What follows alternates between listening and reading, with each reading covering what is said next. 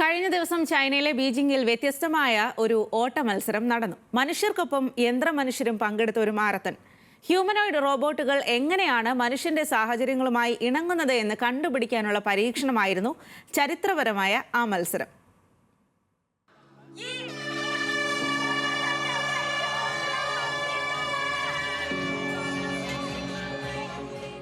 ലോകത്തിലെ ആദ്യത്തെ humanoid robot marathon മത്സരത്തിനാണ് ശനിയാഴ്ച ബീജിംഗ് വേദിയായത്. 21 കിലോമീറ്ററിന്റെ ഹാഫ് മാരത്തണിൽ ചൈനയിലുടനീളമുള്ള വിവിധ ടീമുകളിൽ നിന്നായി 20 ഹ്യൂമനോയിഡ് റോബോട്ടുകൾ പങ്കെടുത്തു.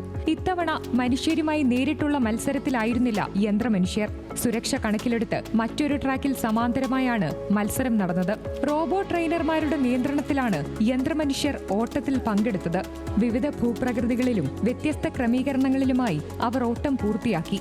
പുരുഷ വിഭാഗം വിജയ് 1 മണിക്കൂറും 2 മിനിറ്റും കൊണ്ട് മാരത്തൺ പൂർത്തിയാക്കിയപ്പോൾ 2 മണിക്കൂറും 40 മിനിറ്റും 42 സെക്കൻഡും എടുത്താണ് റോബോട്ടുകളിലെ വിജയ് ടിയാൻഗോങ് അൾട്രാ ഫിനിഷിംഗ് പോയിന്റിലെത്തിയത്. മണിക്കൂറിൽ 8 കിലോമീറ്റർ ആയിരുന്നു Beijing humanoid robot innovation centre വികസിപ്പിച്ചെടുത്ത ടിയാൻഗോങ് അൾട്രായുടെ വേഗത.